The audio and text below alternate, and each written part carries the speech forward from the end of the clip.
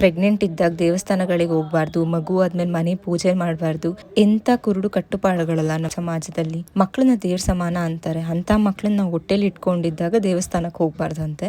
ಅಂತ ಮಕ್ಳಿಗೆ ನಾವು ಜನ್ಮ ಕೊಟ್ಮೇಲೆ ಆ ದೇವರಿಗೆ ಪೂಜೆ ಮಾಡಬಾರ್ದಂತೆ. ಇದನ್ನ ಹುಚ್ಚು ಅನ್ಬೇಕಾ, ಇಲ್ಲ ಸಮಾಜ ಜನಗಳು ಹಾಕೊಂಡಿರೋ ನಿಯಮಗಳು ಅನ್ಬೇಕಾ?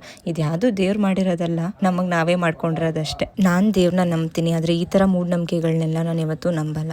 ಅಂಡ್ ಈ ತರ ಮೂಢನಂಬಿಕೆಗಳನ್ನ ನಾನು ಯಾವತ್ತೂ ಪಾಲಿಸೋದು ಇಲ್ಲ. ನಮ್ಮ ಮನೇಲಿ ನನ್ಗೆ ಯಾವತ್ತೂ ಹೇಳಿಲ್ಲ ನೀನ್ ಪ್ರೆಗ್ನೆಂಟ್ ಇದ್ದಾಗ ಅದ್ ಮಾಡ್ಬೇಡ ಇದ್ ಮಾಡ್ಬೇಡ ಅಂತ. ನಿನಗೆ ಟಯರ್ಡ್ ಆಗುತ್ತೆ ಮಾಡ್ಬೇಡ ಅನ್ನೋದ್ರಲ್ಲಿ ಒಂದು ಅರ್ಥ ಇದೆ, ಆದ್ರೆ ನೀನ್ ಮಾಡಿದ್ರೆ ಒಳ್ಳೇದಲ್ಲ ಅನ್ನೋದೇ ಬೇರೆ. ಇವತ್ತು ಬ್ರೇಕ್ಫಾಸ್ಟ್ಗೆ ಪಾಲಕ್ ಪಲಾವ್ ಮಾಡಿದ್ದೆ. ಪಾಪುಗೆ ಕಮ್ಮಿ ಕ್ವಾಂಟಿಟಿಯಲ್ಲಿ ಫುಡ್ ಕೊಡ್ತಿರೋದ್ರಿಂದ ಮನೇಲಿ ದೊಡ್ಡ ದೊಡ್ಡ ಕುಕ್ಕರ್ ಅಲ್ಲಿ ಪ್ರಿಪೇರ್ ಮಾಡೋದಕ್ಕೆ ಸ್ವಲ್ಪ ಕಷ್ಟ ಆಗ್ತಿತ್ತು ಅಂತ ಒಂದು 1.5 ಲೀಟರ್ದು ಕುಕ್ಕರ್ ಆರ್ಡರ್ ಮಾಡಿದ್ದೆ.